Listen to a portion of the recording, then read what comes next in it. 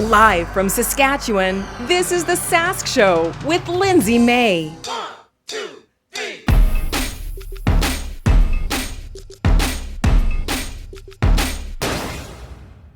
Hey, I'm Lindsay May, and welcome back to the Sask Show. My apologies for the delay last week and not having a show. There was a family emergency, but I'm back, and we're going to be talking about those Moebucks that started rolling out. You got your check yet? A lot of people haven't, and some people have. That has people scratching their heads. On top of that, around the world, we're going to take a look at an Australian town that's come up with a very odd way of trying to attract new people to it. And I got some science rules for you. You will never look at hippos the same way. We'll also go out for a rip and take a look at some of the events that are happening around Saskatchewan. This upcoming weekend, let's dive into episode 9 of The Sask Show. The Sask Stuff. So the Moebucks are starting to roll out, and some people are happy, some people are not. Oddly, I got mine the Thursday before they were supposed to start rolling out, which I thought was quite strange. I don't know why I got mine early. I'm not complaining. There are a lot of people who are complaining, though. Not in the way that you think, okay? We already know about the people who are complaining over the fact that their checks aren't coming fast enough.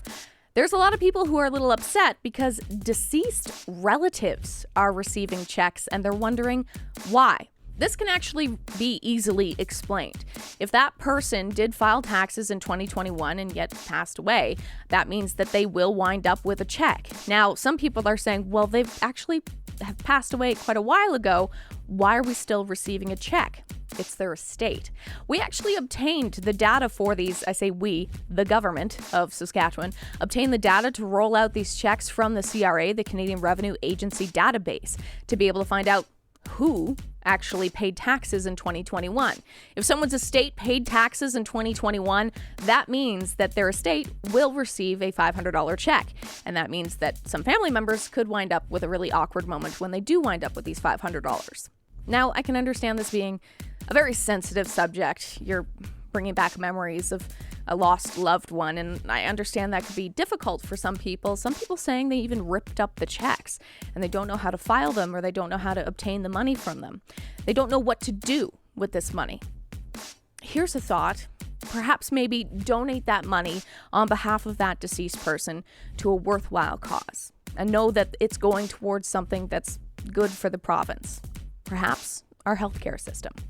And my, how different the stories sound when it becomes a joint initiative being released by, the government of Canada. Canada and Saskatchewan are actually putting $40 million into the province. They're investing all of this money into the infrastructure of Saskatchewan. They have a bunch of different projects actually earmarked for this. For example, Martinsville is going to be getting a new community facility. They're going to get a new ice rink in there, which I think is fabulous. That's just north of Saskatoon. And then we have Musqueam First Nation that are going to be building a new center to showcase cultural arts. Plus, there's going to be tons of other improvements that are happening throughout the province. We're going to see some bridge replacements, infrastructure improvements. This is great news for the province of Saskatchewan. Now, some people were complaining, saying, well, we're only getting like 1% of the funding that was worth $1 billion plus for being able to improve infrastructure. We needed to apply for it. And unfortunately, not enough applications went in. So the more applications that go in, the more infrastructure that we could be able to improve in our province. But either way, this is some good news for some of these locations that are getting some much needed improvements and some facelifts for some of their buildings and places that deserve it. Now, there's some good news for the homes in rural Saskatchewan. They are getting faster internet. SaskTel, the government of Saskatchewan, our wonderful crown corporation, they have decided to put another $100 million into the Rural Fiber Initiative. So this is basically making sure that some of those remote areas in Saskatchewan have access to fast internet. So these internet services are going to be going out to thousands of different households and businesses across towns and villages here in Saskatchewan, which is great because now you don't have to wait for dial-up to be able to watch your porn. So enjoy those new speeds, guys. She's the friend you should never sit next to at a funeral. You're listening to The Sask Show with your host, Lindsay May.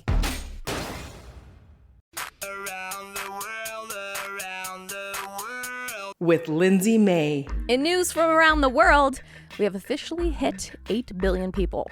Well, allegedly. It's not entirely confirmed. Either way, on Tuesday, it was said that the global population hit 8 billion people. It took hundreds of thousands of years for us to actually reach 1 billion. And the world actually grew from 7 billion to 8 billion since just 2010. Yeah, people have been having a lot of children. Now, we actually are expected to hit 10 billion people in the next 60 years or so. Who can we thank for this massive population increase? Well, there is only one man that was able to make this possible, and that is Nick Cannon.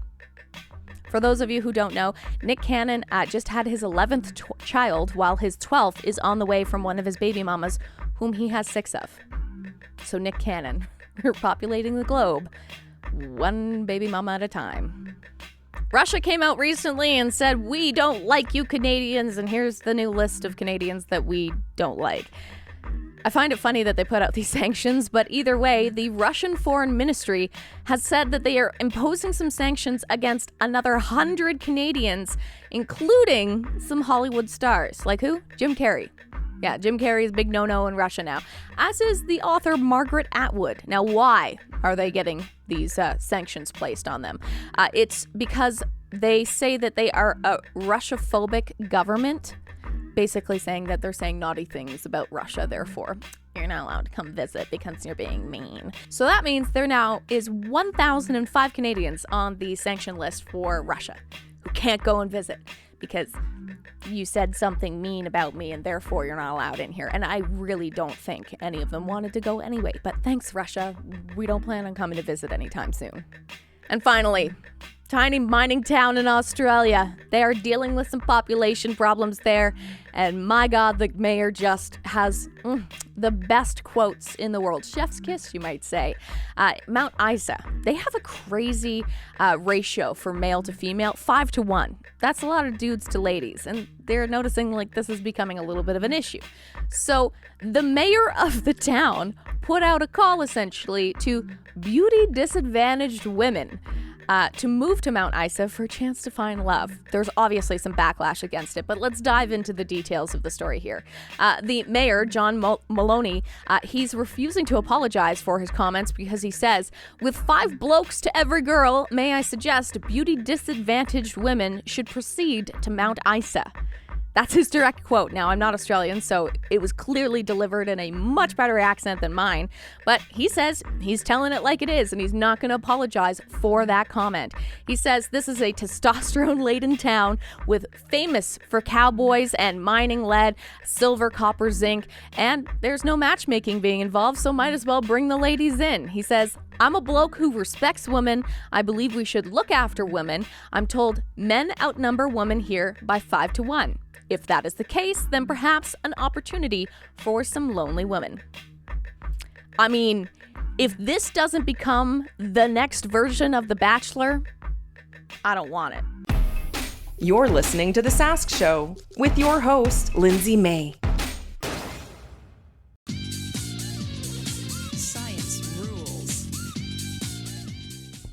I'm here to deliver some Hippo Facts for you today, and you are going to love some of them and hate the others. Here's the thing. Hippos, we love them. We remember them from when we were kids. Hungry hippos, great family pastime. Some fingers got hurt, some feelings got hurt. These things do occur, but later in life, we did find out some very interesting facts about hippos and some scary facts about hippos for the fact that, they're murderous machines that can eat an entire human, highly aggressive. And then we discovered that the infamous drug lord, Pablo Escobar, actually had a zoo full of hippos. And when the Colombian government seized his tiny zoo, the hippos got loose and they repopulated all over Colombia. And now there's a ton of wild hippos there because of Pablo Escobar. But let me hit you with one last straight fact to really round out your hippo knowledge here. Maybe this is one you want to take to the water cooler. Probably not to people who would report it to HR because this is not going to go by well. But here's a tidbit for you. Hippos, they actually whirl their tails while they're defecating in an effort to expel leeches and other little bugs that have crawled up into their anus. You're welcome. Just out for a rip, are you, bud?